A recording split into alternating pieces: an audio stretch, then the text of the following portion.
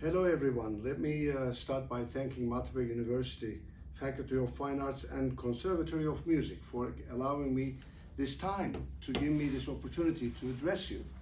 What an honor and what an amazing subject, life without or with art. It's an interesting question and a wonderful question to discuss, especially if you are like me, an engineer. Of course, we can go into an academic conversation, but this is not my interest. My interest is to give you an opportunity, a glimpse into my world, the layman's world, the working world, and how art plays a role in this entire capacity. When I think about art, I think about creativity. And I think this is where everything starts. And when I think about creativity, the first name that comes to my mind is Sir Ken Robinson. He was an amazing educator. Bless his heart, he passed away.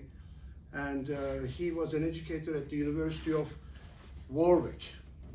He was a professor of art education. And I had an opportunity to listen to him speak one time. And something he said left an impression with me, and I'd like to share that with you. When he was a young teacher, when he first started his career, he taught all classes. And his students were young. They were third graders, fourth graders, and they had all different interests. But there was one student who had no interest in any subject, and this became his interest, to try to understand how he was going to capture this particular student's imagination. One day, when it was the art class, he realized that this student was very busy. They were drawing with tremendous passion. So he went up to the student and said, "What are you doing?" And the student said, "I am drawing a picture of God." He said, "Wait a minute, nobody knows what God looks like."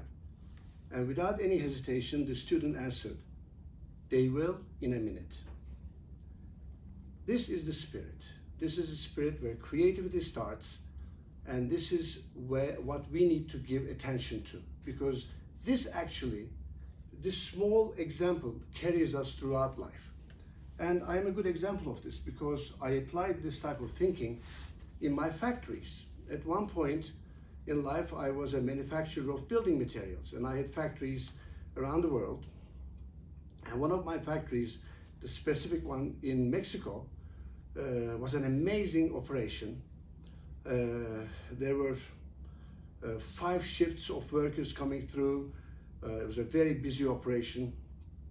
And my whole thought was, how can I make this environment the best environment to work in and the most productive environment? So I thought about, how about a human touch?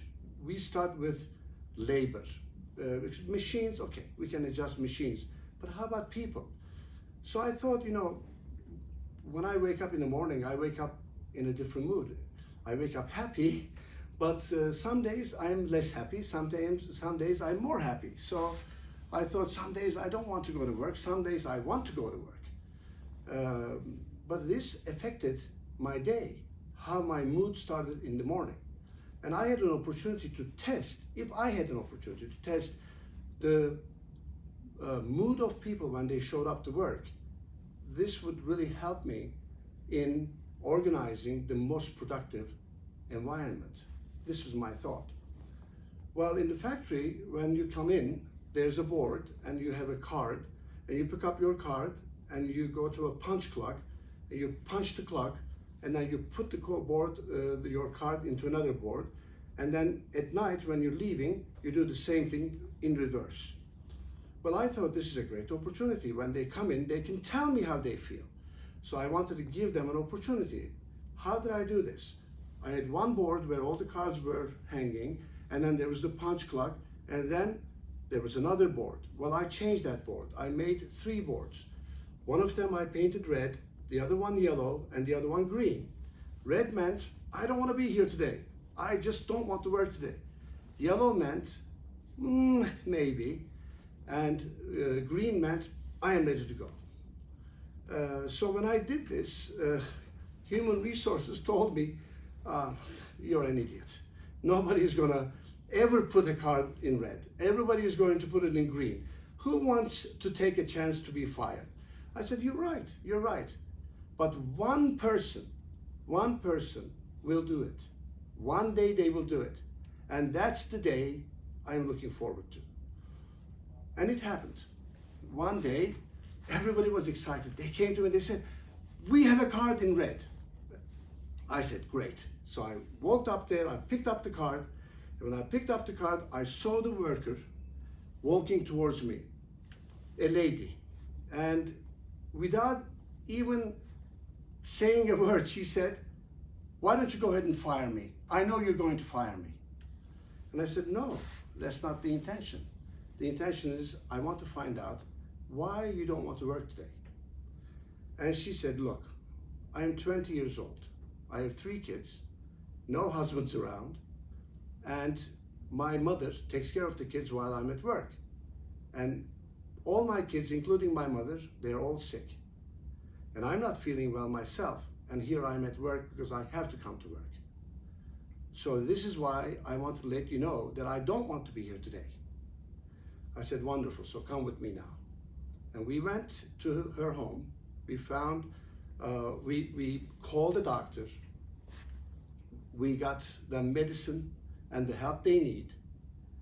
And I told her, I said, today you're going to get paid full day's work, as if you were at work. And you can do whatever you want. You can stay with your kids, you can stay with your mother, or you can come back to work, but I really don't want you to be on the floor. You can do something else. She said, okay, I want to come back to work. I said, what would you like to do? And she said, why don't you give me a pencil and some paper and leave me alone? I said, okay, that's perfectly fine, understandable. So she went to the cafeteria. She sat at one of the tables and she started drawing something. And she drew this amazing illustration. That was her work that day. And at the end of that illustration, I asked her, I said, what were you trying to do? She said, I drew a picture of my mood today as a reminder to myself, as a reminder of this day where you paid attention to me, and as a reminder to everybody that if they ever felt that way, they could learn from me. So she wanted to communicate through art. And that was my happiest day in the factory, because through that experience, I was able to expand that factory into a lifestyle. We had an art gallery in that factory. We had a nursery. We had a laundry room. We had a music room. We had a library. All of these things came through this process. But the key factor here was her method of communication, and it was art. It was through art. That's where she wanted to speak herself. And those words meant a lot to me, meant a lot to the workers, and it was a very soft way to touch people and to explain ideas. So when I think about this topic, life with or without art, look at this experience. How could you possibly imagine life without art? And what happened at the end of this process is also very important, because throughout this process, I realized creativity in the workplace, the thoughts, the systems, and the way that people communicated, it renewed motivation. Everybody was more motivated. And it promoted clarity. People understood what they could, what they couldn't do. Before this process, they had no voice. With this process, they had a big voice. And they started thinking critically, critical thinking. This was major in a factory setting. They started seeing the big picture because they understood everybody's feelings and thoughts and ideas and how it interacted with each other. And Our productivity went sky high. People couldn't believe it. Other companies wanted to come and see what we were doing and how we were doing it. We had 40 people waiting outside for somebody to be fired so that they could come in and start working. It was amazing. And it also promoted an amazing environment of positivity. And this is what you need when you're in a working environment. You have to think positively. And also it created a tremendous environment for logical reasoning. Because when in the creative process, all of these things come about. And through art, you share this value. And so this is my experience of how art plays a tremendous role in our lives and how it has to be integrated and how we cannot think of our lives without art. So in conclusion, I'd like to leave you with some suggestions that I've made to others. You have to have art in your life. You have to think through art. You have to think of art as if you're brushing your teeth. You wake up in the morning, you brush your teeth, but you look at an object, you look at anything, you see, you hear a voice, you have to understand its philosophy. And only you can do that through art and through your creative process. So some of my suggestions, time to time, go outdoors, walk around, see what is outside, see and understand that you are a part of something much bigger than yourself. This is important. Daydream. You have to daydream. Just like that student who wanted to show us what God looked like. You have to daydream. That's where it starts. Sometimes keep a journal. Some people keep a journal in figures. Some people keep a journal in words. Some people keep a journal in poetry. Keep a journal because it's a reference point. You go back to it, you read, you see progress in your life. And make sure you start thinking bigger through artistic activities. A personal example, I am now 64 years old, and last year I started playing the trumpet, and I love it. And I suggest you the same. Once in a while, another suggestion is, once in a while, take a nap, out of the blue. Clear your mind so that you can start thinking more clearly and bigger and more creatively. Always take a step in the positive direction. This is very important. And when you do it all, the most important of all, take time to meditate. Because through that, your creativity will turn into a product. And that product will turn into your lifestyle. And that lifestyle will be a happy lifestyle. So thank you very much for giving me this opportunity.